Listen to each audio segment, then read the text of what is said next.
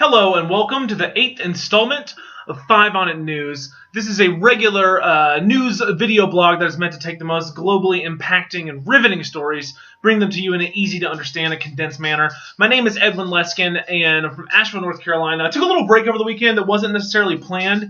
My YouTube account got flagged for some sort of suspicious activity, I think because I created a bunch of Google Plus accounts all at once and then started doing it, but everything's better now. I did record some videos over the weekend, but there wasn't anything that was so huge. Going back, I thought maybe I'd release multiple videos today, but I don't really think that would go as well. So if we have some time today, I'm going to go ahead and cover a story that I wanted to talk about. It's really just coverage of some very interesting reporting by CNN. So, the way that this show works, for those of you who haven't seen it, is that I start out with quick mentions, where I go through and mention a bunch of stories from around the world, and my personal rubric for these stories is, does this directly affect you or the entire country in some way? Does this directly indicate a shift in the geopolitical spectrum of, current affairs? Or does this have some sort of really foundational shift in a singular nation? So we're going to get right into it. I'm just going to go for it. And if we have some time at the end, I'll be able to do this coverage of the story that I want to talk about this weekend. If not, then I'll have a couple announcements to do.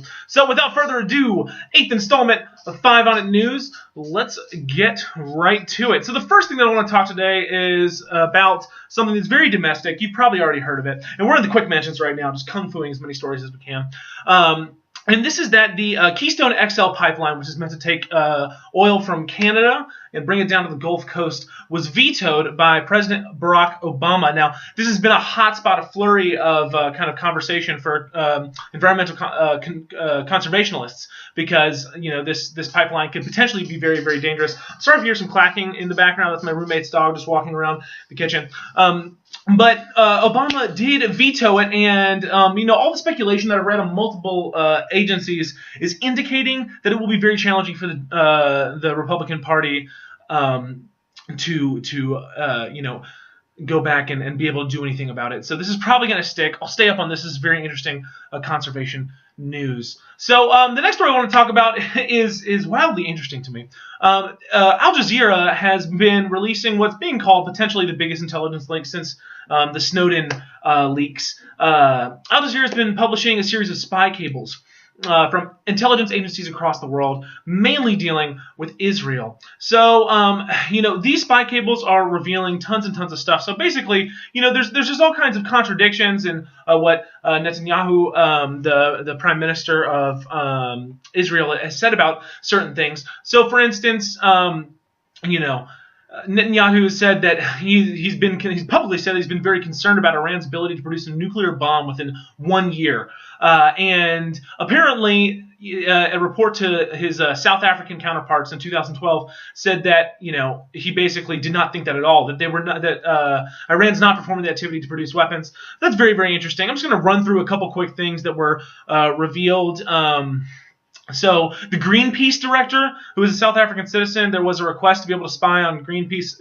Greenpeace seems to be on the spy list for Israel. A request from Cameroon to spy on an oppositional leader just weeks ahead of elections, and an attempt to list genocide fugitives and negationists as targets for surveillance in Rwanda. A deal with Zimbabwe to spy on rogue NGOs. Whose activities are aimed at subjugating constitutional order, and continuous demands. See, there's just some other things. There's other things that came to light in these, but also things like continuous demands from Sri Lanka for South Africa to spy on kind of regional ethnic groups. So there's a lot coming out in these news cables. I think we're going to get some clear reporting on it soon, but I just think it's very interesting. This is shedding some incredibly negative light on Netanyahu, the prime minister of Israel, and is bringing into light a lot of things around the world. So I want to move on, and I want to talk about we're going to go ahead and talk. We're going to move it back to kind of the domestic news. I try to kind of keep things continuous, but at the same time, I don't want it to be like, here's America, here's this, here's that. Kind of I flow through the stories in kind of the piece of interest that I find them the most interesting. So ooh, my coffee's ready. Okay, so basically, the Republican Party has put in a bid to defund the executive actions that President Obama has made on immigration. If you remember last week, we were talking about President Barack Obama trying to, I believe, protect was 36,000 or potentially a lot more. I can't really remember. Protect and basically protect from deportation a bunch of illegal immigrants. Well, the GOP, the Grand Old Party, the Republican Party, has been trying to block this, and kind of the tactic that they have used is that they have tacked it on to the funding bill for the Department of Homeland Security. So the Department of Homeland Security is going to run out of money on Friday. That's when their funding stops. As you know, the way that the government funding works is that they kind of have these cycles for figuring out what the next kind of funding period is going to look like. And if they don't meet those cycles, then there can be things like the government shutdown that we experienced a couple years ago. So basically, this, no one's really budging on this. So basically, the bid to block these immigration policies are having some dire implications on funding the Department of Homeland Security. I mean, they're wrapped right into it, so it's really not going to work. We're either going to have Department of Homeland Security temporarily defunded, or not defunded, but just temporarily, not having funding, and I guess it'll shut down for a small amount of time. Or we would have Barack Obama kind of bow on his acts of immigration. Now, kind of what people have been saying about Barack Obama recently is that he seems like he just doesn't, really care about perception, about, playing kind of the line that he's played for a couple of years. He's just going for what he's going for. So, I don't think he's going to budge. That's just my personal kind of opinion. And I don't know if the Republican Party is going to budge either. So we'll see how that plays out. By Friday, we should have some very interesting developments with that. The next two stories I want to talk about are about Qatar. So Qatar is going to host the World Cup. And that's interesting because I think there were some, European leagues, European nations that were very much wanting to, have in their country, and then at the same time they're going to have to move the timing of the World Cup just because the temperatures in Qatar are like over 100 degrees. So then another story that I read that involves Qatar is that Obama is hailing Qatar as a strong partner, basically against ISIS. So Qatar has joined the fight against ISIS. So good look for Qatar all around. They're kind of joining this fight. Qatar has had some problems in the past. Basically, other kind of areas or other nations in the Middle Eastern kind of core have said, hey, look, you guys fund separatist groups, you guys fund kind of terrorist groups. And they've said, oh, no, we don't do that. But anyway, we are hailing them as a partner, and they'll get more involved with the fight against ISIS. And they're also hosting the World Cup. So then the last thing that I would like to talk about is that basically, one thing that I do want to mention is that I've been covering some smaller things with Yemen, with South Sudan, with all these things. There have been small developments in a lot of these stories, but I'm seeing them kind of build to a more cohesive point of me being able to give over to you what's going on in Yemen, what's going on in Libya, what's going on in South Sudan, what's going on in Nigeria. I'm going to stay up on all that news, but there's nothing really important that's been happening. There's a lot of little stuff that's happening, and I think it's going to come to a head over the next couple of days. I'll be able to tell you about it and give a more well-rounded update of a lot of the stories. So the last thing that I'm going to talk about today, before we get into our last little segment, the last quick mention, is that there was a very interesting kind of national security talk in Australia with Tony Abbott. And basically, Tony Abbott, there's been a lot of problems with Australia with kind of Muslim racism against Muslims, and racism or ethnic kind of hatred against Muslims in light of a lot of what's been going on in the world, and it's kind of a very vitriolic and pretty popular culture over there to be kind of against Muslims. And unfortunately, Tony Abbott, and I say unfortunately because I think it's quite unfortunate that a wonderful and free nation like Australia would come out in this kind of way. But Tony Abbott is the Prime Minister of Australia. He is, very, very conservative. He always runs a hard line. He ends up making a lot of people mad. He ends up making a lot of people happy too. But he came out yesterday, and he just the way that he spoke was very dehumanizing, very demoralizing, and kind of blanketing Australian Muslims as positing them as antagonists of Australian values, as expletive and kind of problematic guests, quote unquote. The article that I was reading here, I believe it was from Al Jazeera, and they call it unapologetic bigotry. Now, I think there is definitely an element of what I was talking about, of Tony Abbott mirroring this very unfortunate trend of bigotry against Muslims in Australia. So I'm going to try to stay up on this, and there's this whole Team Australia thing. I don't know if you've really paid attention to it, but it's like, why don't you play for Team Australia? Like, if you're a Muslim, you're not playing for Team Australia. We got to be on Team Australia.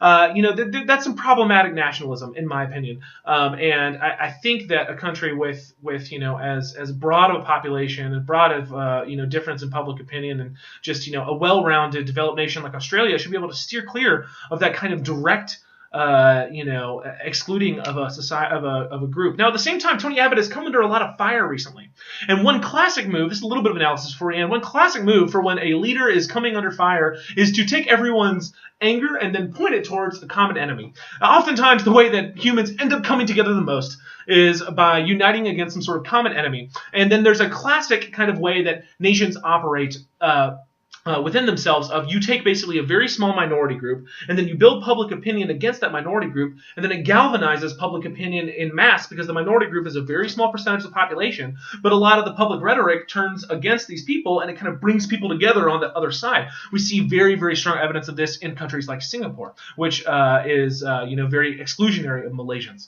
So those are kind of the major stories for the quick mentions for today, kind of the stories that I want you to know about, stories that I found were interesting. Let me go ahead and check my time. We're at 10 minutes on the dot, so that gives me time to go ahead and bang out this really, really cool story that came out 3 days ago on the 21st on CNN, and it's basically said who's doing what to fight ISIS. We've been talking a ton about ISIS, and this goes through and just says, hey, here's what everybody's doing. So we have the United States. We know what we've been doing. We have military advisors. We have trainings. We have, we're sending over supplies and weapons to certain groups, and we're doing tons and tons of airstrikes. We're also coordinating a lot of the kind of military might against ISIS.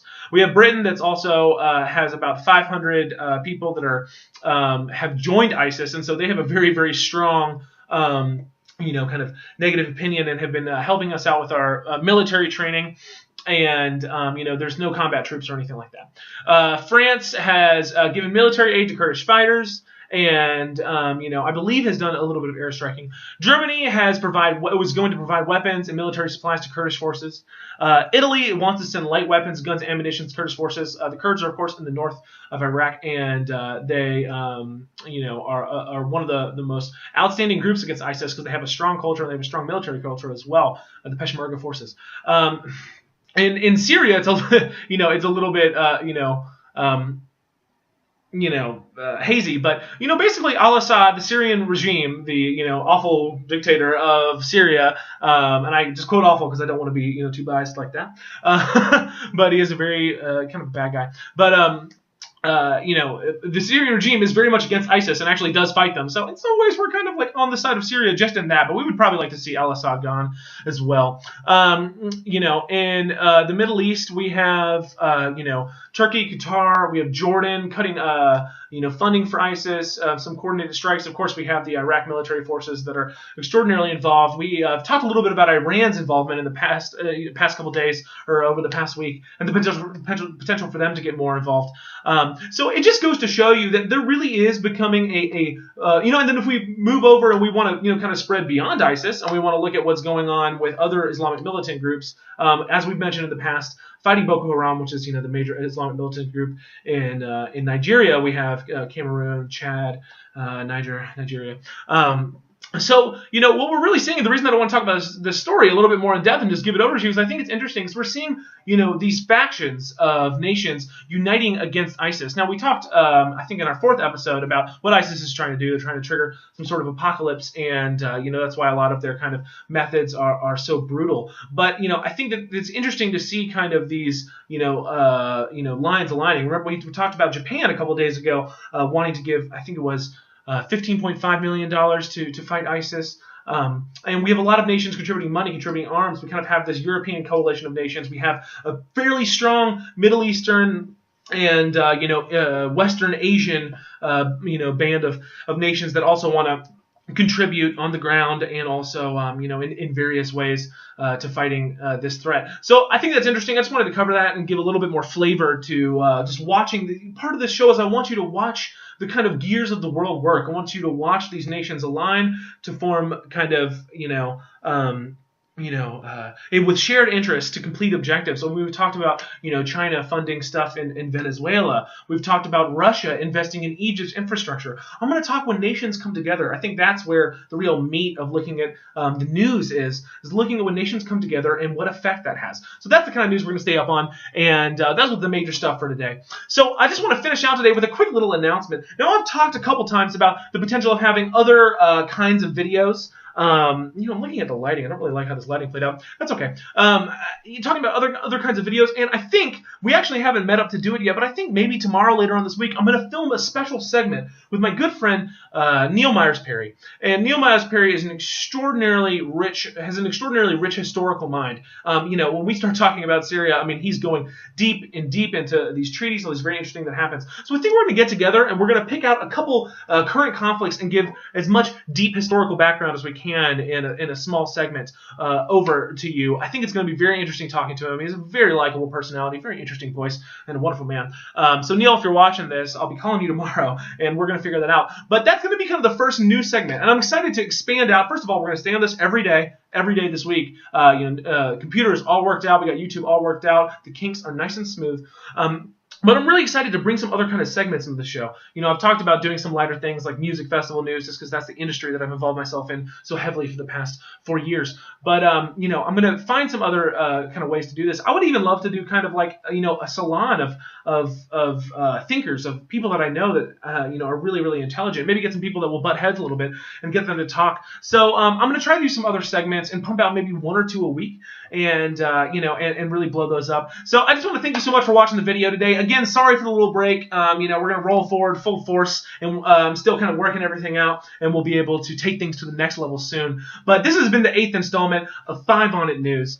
Please like, share, favorite, subscribe. Go to the Facebook page. Share it, yada, yada, yada. Watch it with your friends. Tell them that it's going on.